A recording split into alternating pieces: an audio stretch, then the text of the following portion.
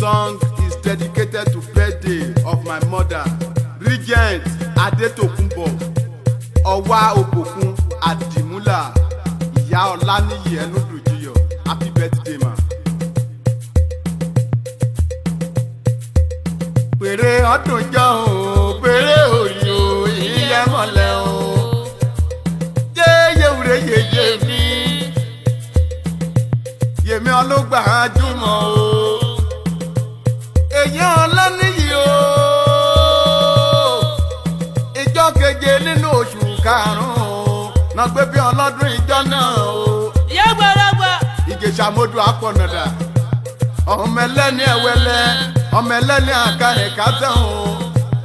Ètò ọkọ̀ gẹ̀dẹ̀ ṣe lálẹ́ Ìjẹ̀ṣà ẹ̀yẹlé jẹun.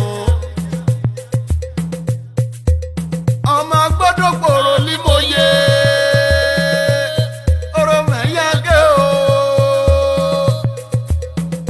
Ọmọ wa ọba bòkun, ọmọ ojúlọ lọ́jọ́jà, ọmọ ẹgbàá wọlé ẹnìkan ò gbọ́ o, ọmọ ikú wọlé ọ̀gbígbé, ó ní lọ́jọ́ òfin rẹ̀, yèyé wúre yèyé mi, àgbà ló wá dá o.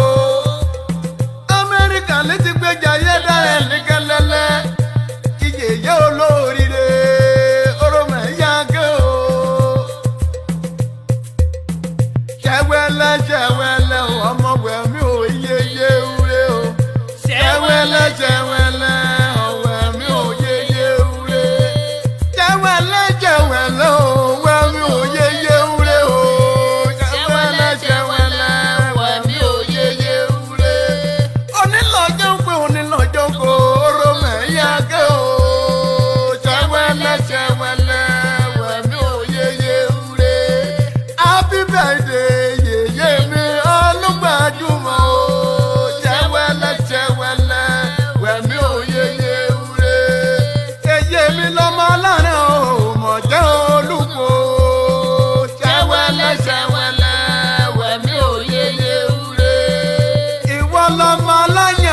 Pàkàlà mẹ́fà lúlé yẹrẹ o. Ṣẹ̀wẹ̀lẹ̀ wẹ̀mí ò yéyé wúre. Àìpolówó epo níjòkun, àpolówó àdín o.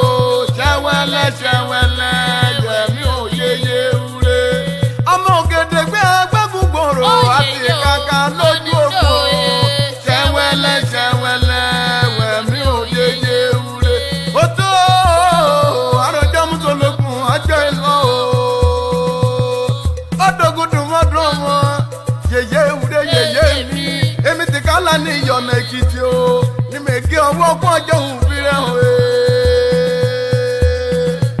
Àgbà ló